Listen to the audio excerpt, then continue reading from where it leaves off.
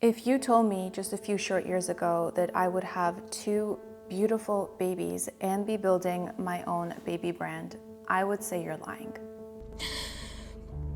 For the last 2.5 years, I have been a prisoner in my own body and in my own mind. I've suffered from severe depression. There have been days I just didn't want to get out of bed. I didn't want to do anything, see anyone, speak to anyone. I just can't live like this anymore. I will always remember my journey to becoming a mom as a time in my life that shattered me into a million little pieces, but it also made me realize that so many people are secretly suffering in silence, and this inspired me to share my story. I know what it feels like to suffer in silence because I was one of those people not too long ago. Picture this. Just a few years ago, my husband and I decided to try for a baby. To our complete surprise, we got pregnant right away. Like most couples who dream of starting a family, finding out we were expecting a child together was without a doubt the happiest moment in our lives. I started thinking about how I would tell my friends and family.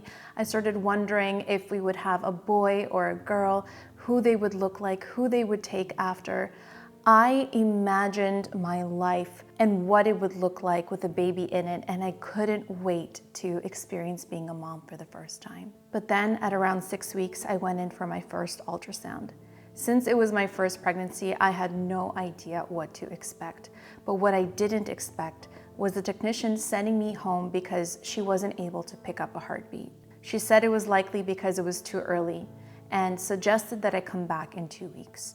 And so I came back 2 weeks later. Laying there on the examination table, anxiously waiting, I was trying to understand what was happening on the screen, but suddenly the ultrasound technician turned it away from me so that I couldn't see it. I asked her if everything was okay. I had this very unsettling feeling in the pit of my stomach that something was not right, and my intuition was right. There was no heartbeat. I was told that I would naturally miscarry and the pregnancy was not viable. I couldn't believe it. I had all of the pregnancy symptoms, the nausea, the food aversion, the morning sickness, everything. It just didn't make any sense. But then at around 10 weeks, I started to miscarry naturally. Going through a natural miscarriage is probably one of the most unbearable experiences that a woman can go through. It completely breaks you.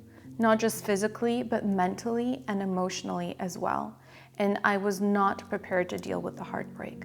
I felt like I was mourning the loss of a child that I had already felt so deeply connected to. A few days after the miscarriage, I thought it was over, even though I was still bleeding. So I decided to muster up whatever strength I had left to get some groceries for my husband and I. After all, the fridge was empty and we needed to eat. But then while I was walking through the aisles, I started to feel dizzy and lightheaded. I collapsed in the middle of the store and was rushed to the hospital for an emergency D&C. At the hospital, I found out that I had a blockage from the residual tissue that I lost during the miscarriage, and it caused me to hemorrhage. They removed the blockage and explained to me that's why I had fainted. I spent 2 days in the hospital waiting for a D&C, hooked up to an IV drip without food or water. That was my first experience with pregnancy. After the procedure, I spiraled into a deep, dark hole that I struggled to get myself out of. Shortly after my procedure, my husband and I decided we would try to conceive again. 6 months went by and nothing. Until finally, we got pregnant, but then 2 weeks later, I lost that pregnancy. I wish I could say that it was all uphill from here, but sadly, that wasn't the case. After trying to conceive naturally for about a year, we decided to get help from modern medicine. I was so desperate to become a mother that I was willing to try anything. And that same desperation made me believe the fertility doctors when they promised they would get me pregnant and make sure I would carry to term. And so our fertility journey began. Blood tests, hormone injections, examinations of my reproductive organs, more blood tests, more hormone injections, more examinations. Every cycle would either end in complete failure or a chemical pregnancy, and this pattern would go on and on and on with no end in sight. until finally in November 2018, we found out we were pregnant after an IVF cycle. I vividly remember the nurse calling me and saying, "Congratulations, you're pregnant," and the feeling of my heart stopping for a moment. "Are you sure?" I asked. She said, "Yes, your HCG levels are good. You need to come back in 2 days to repeat your bloods, but this is good news, Nikki." After that phone call, my husband and I looked at each other like, what just happened? We couldn't believe that after all of this time, it had finally worked. A couple days went by and I went back to the clinic to do repeat blood work to make sure my HCG levels were going up. My doctor even was optimistic and made me feel like, this is it. This was the beginning of a successful pregnancy, and soon enough, I'd be holding my baby in my arms. But a few hours later, I got a call from the clinic. It was one of the nurses, and she said, "I'm so sorry, Nikki, but your HCG levels are going down. It is unlikely that this pregnancy is viable." At this point, I truly felt so empty. Like this was all just a sick joke. I felt like a prisoner in my own body, in my own mind. I was miserable. I was depressed. I struggled to get out of bed on most days. I didn't want to see my friends. I didn't want to see my family. I was truly the worst version of myself at this point in my life. I wanted to be a mother more than anything in this world, and I knew that I would be able to give a child a beautiful life, but I couldn't handle any more of the pain and suffering. I was done. I told my husband I couldn't do it anymore. This was not how I imagined starting a family together. My mental and physical health were declining, so we both agreed that it was time to stop and start focusing on enjoying our lives again. I wanted to start healing and feeling like myself again after the last 2.5 years of pain and suffering. I truly believed that maybe my purpose was not to have a child, but maybe it was to share my story so that I could help others that were going through a similar journey. I wanted to use my voice to open the conversation around infertility and pregnancy loss so that I could help as many women and families who are on this journey through my story and let them know that they are not alone. But then 2 months after we decided to stop with IVF and fertility treatments, I found out I was pregnant again. This time it happened naturally, and I told myself I would trust my body to do what it was supposed to do without any intervention. I refused to go back to the clinic, even though my doctor at the time told me that if I were to get pregnant naturally, that I would not be able to carry a pregnancy to term without medical intervention. I was absolutely terrified and a nervous wreck for most of my pregnancy, but I did it. I carried my first pregnancy to term on my own and gave birth to a beautiful baby girl who we lovingly named Ariblake. Never held a newborn before. You're doing great, Papa.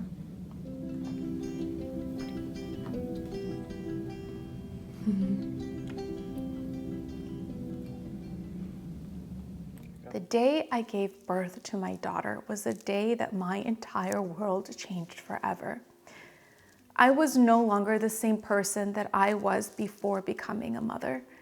I was so grateful beyond words for finally being able to experience motherhood. Without a doubt, the most profound, meaningful, and purposeful experience in my life. But something inside me felt like it was fading. As time went on and I started to lean into my motherhood journey, I realized that I started to feel disconnected from so many things in my life.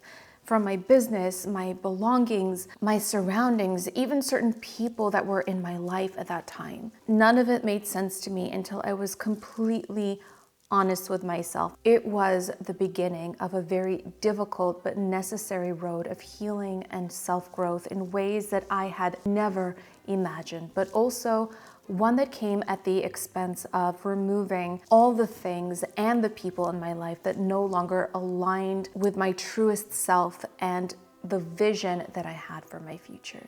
It made me realize that I wanted more out of my life. I wanted to impact others in a more meaningful and intentional way, but I hadn't figured out how or what that looked like yet. While I was working on myself, I was simultaneously learning and growing as a mother, getting to know this beautiful little baby that I had longed for such a long time was truly my greatest joy. Ari was my sweet escape. One of my fondest memories with her was wearing her in a baby carrier. It was by far one of our favorite ways to connect with one another, and I enjoy the freedom that it gave me to navigate my new life as a mom. But one morning, while I was on a walk with her outside, I suddenly felt one of the straps release on the baby carrier that I was wearing her in. Thankfully, my reflexes were quick and I was able to grab her in time, but I realized in that moment that she pushed one of the release mechanisms on one of the buckles while fiddling with it, and the buckle had disengaged. As a parent, I felt so guilty in that moment because I thought I took the time to research this product carefully and diligently to make sure it was safe for my baby. And then I realized, wait, isn't this something that should have went through vigorous testing to make sure that something like this wouldn't happen? My guilt turned into anger, and my anger turned into an obsession with trying to find out how this got into the market in the first place. I wanted to understand the process that goes into testing and accrediting baby brands before they can sell their products to parents. And in doing this research, I realized that a lot of baby brands don't go through the necessary testing that is required to sell their products. Why? Because it's so damn hard. And it's really easy these days to make it look like your product is legitimate when it's not. After this incident, I became much more cautious when it came to buying baby products, and I started questioning everything. I turned into one of those moms that would go to the end of the earth to protect her baby no matter what. I even started to throw the idea around in my head of maybe starting my own baby brand, which at the time seemed completely far-fetched. I would imagine creating a baby brand that focused on creating the highest quality products made of premium materials and components and were ethically made with love and care. But then I found out I was pregnant again. Finding out I was pregnant again when my husband and I were not planning for it, especially after everything we have gone through to conceive my daughter, completely shook the ground we were standing on. We couldn't believe it. And of course, all of those feelings of worry and fear started to come up to the surface again. Could I carry this pregnancy to term? Or would it end in a tragic heartbreak like it did before? There were so many uncertainties, and I was so fearful of something going wrong. But I decided to lean into it and trust my body to carry a second pregnancy to term. This time, I knew I had done it once before and I already had Ari, so trusting my body felt a little easier this time around.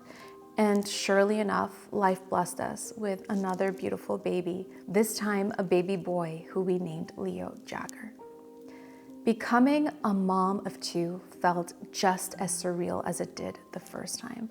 I couldn't believe that this was my life. After everything that we had gone through, to be able to hold my sweet, precious babies in my arms, to kiss them, to squeeze them, and be their mama, felt like the greatest miracle in my life. It truly felt like my wildest dreams had finally come true. And now that I had two babies at home, it was even more important for me to have more freedom and flexibility in my day.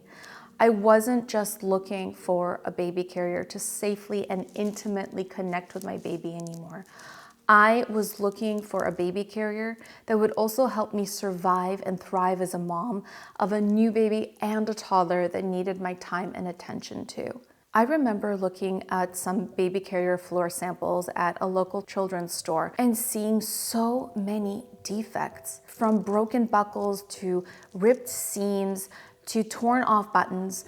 But then I noticed that some of them had been made in countries with poor working conditions and made from synthetic materials that are known to be harmful to human health. And when I searched online, I found numerous knockoffs being sold at a discount. I was horrified.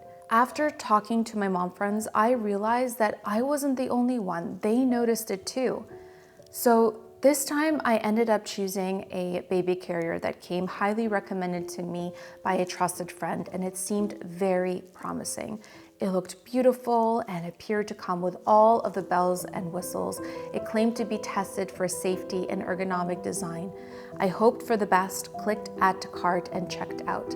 A few days later, it arrived and I adjusted it to Leo's little body, and off we went on our first walk together. He seemed happy and calm. He even took a little nap in it and seemed quite cozy and content. But then when we got home, I realized he had a rash on his cheek. I didn't put the two and two together, and I thought maybe it was something I ate since I was still nursing him at the time. So I just put some cream on it and went on another walk with him the next day. We get home and he broke out in another rash, but this time it was all over his body too.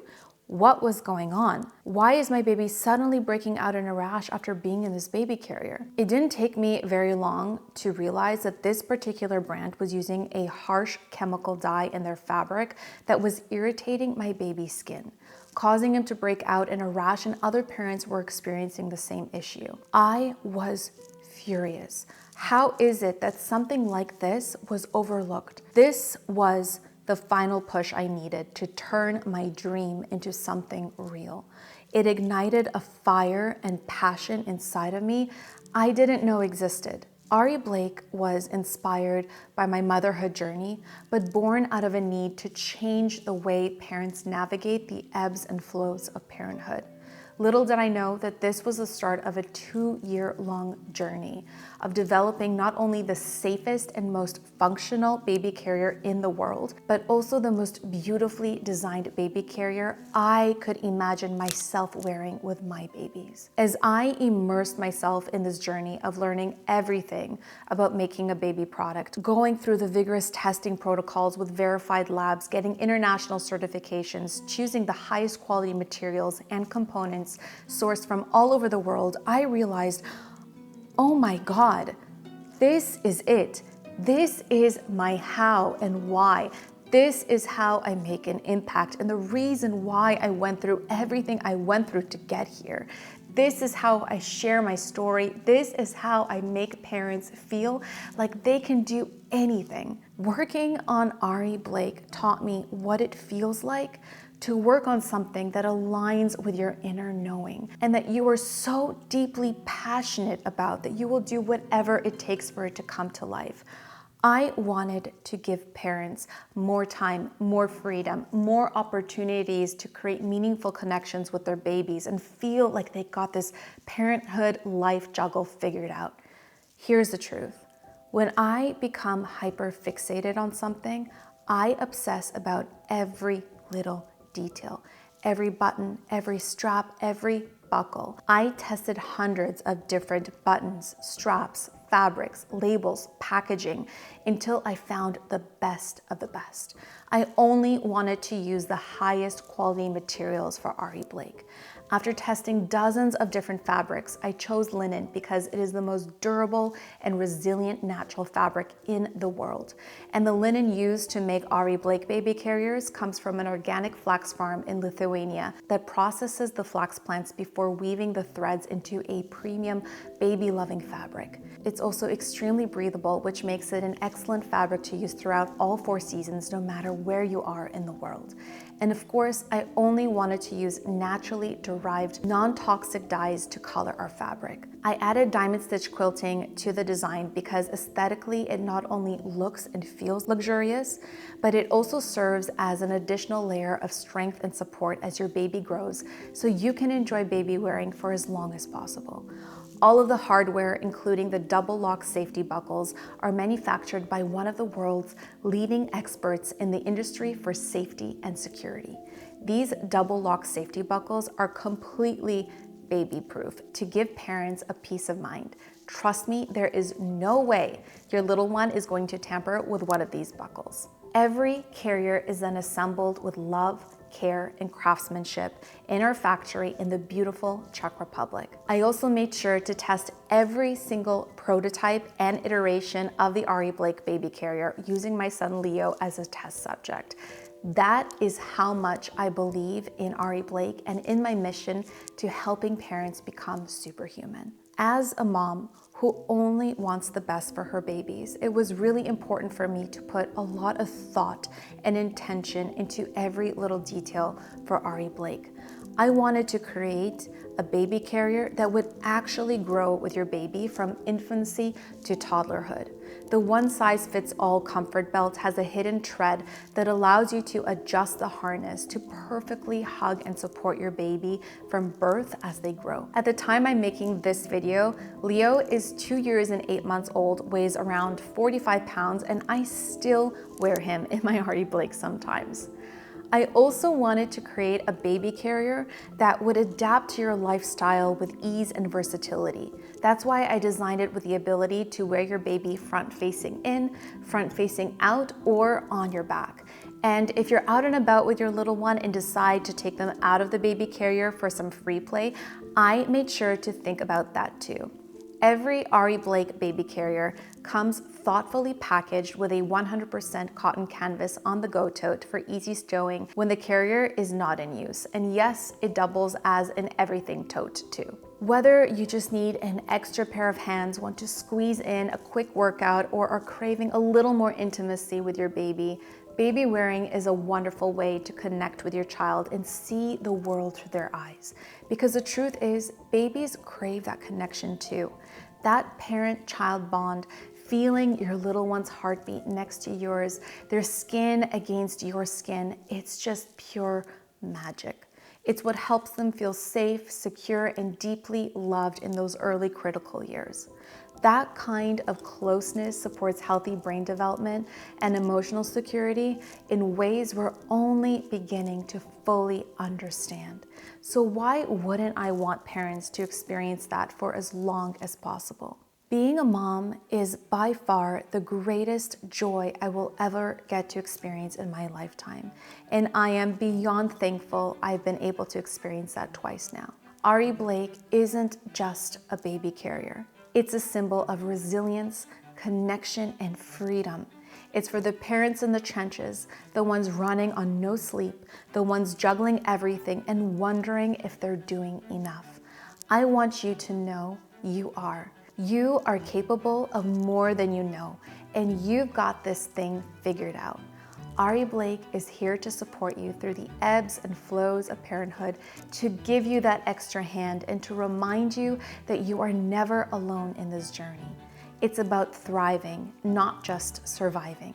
It's about living your fullest life with your baby right there with you, heart to heart. To me, that's what being superhuman looks like.